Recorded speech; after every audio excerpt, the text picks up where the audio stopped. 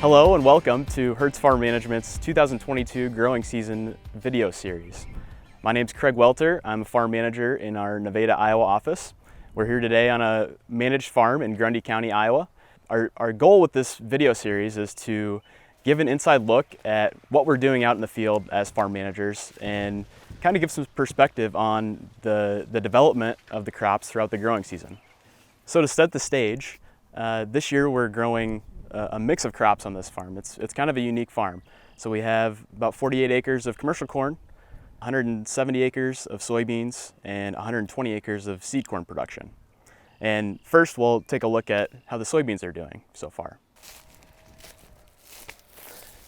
So these soybeans were planted back on May 14th.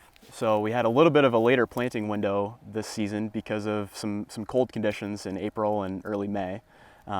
But we had a cover crop out here last fall, so we planted directly into the cover crop, no-till. You can see some of the existing cover crop residue, some of the last year's corn stalks that are still out here, providing some soil armor and helping to still provide a little bit of weed control with that residue.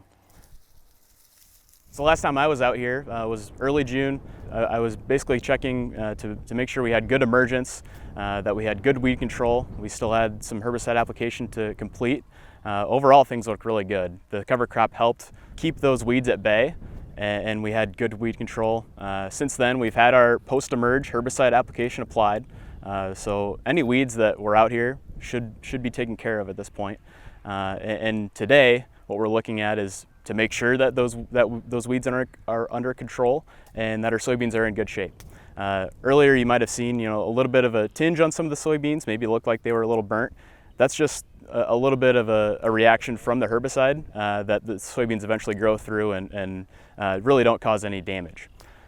So far this year, this area has had really good growing conditions for the most part. Aside from a little later planting, we have had timely rainfall and a good amount of rainfall.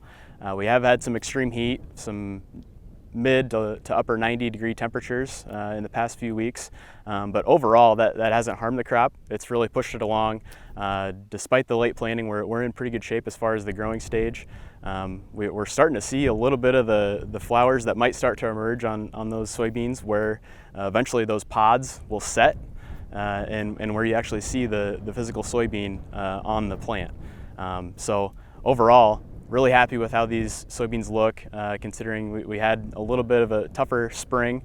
Planting into cover crop and no-till can be a bit of a challenge in a cool spring. So overall, really happy with how things look. Next time we'll kind of be looking at, again, making sure our weeds are still under control, which I suspect should be good.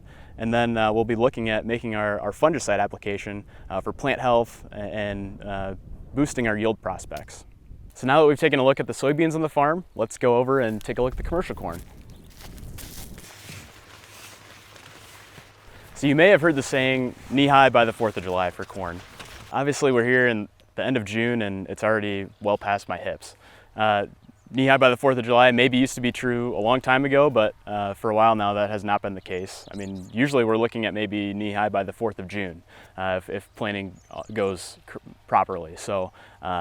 Right now we've had really good weed control in the commercial corn so far, and obviously we've got this deep dark green color. The corn is not deficient of any nutrients at all, and just looks fantastic. Really no concerns at all, and we're off to a tremendous start with our corn crop this year.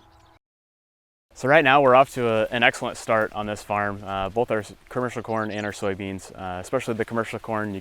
You can see that deep dark green color that is so familiar to Iowa in the summertime.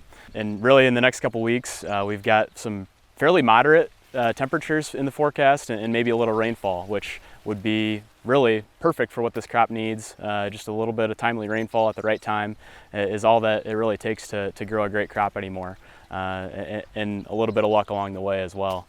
So we'll continue to monitor the corn for any nutrient deficiencies. If we maybe need to make a late season nitrogen application, then in July we'll be making fungicide applications right about around the time that the tassels come out on the commercial corn. So that's what we'll be monitoring here in the next couple weeks. So here at the end of June, we're really happy with crop progress so far here in Grundy County. And if you want to keep up to date on crop progress in the next month, please feel free to tune into our next video. We'll see you next time.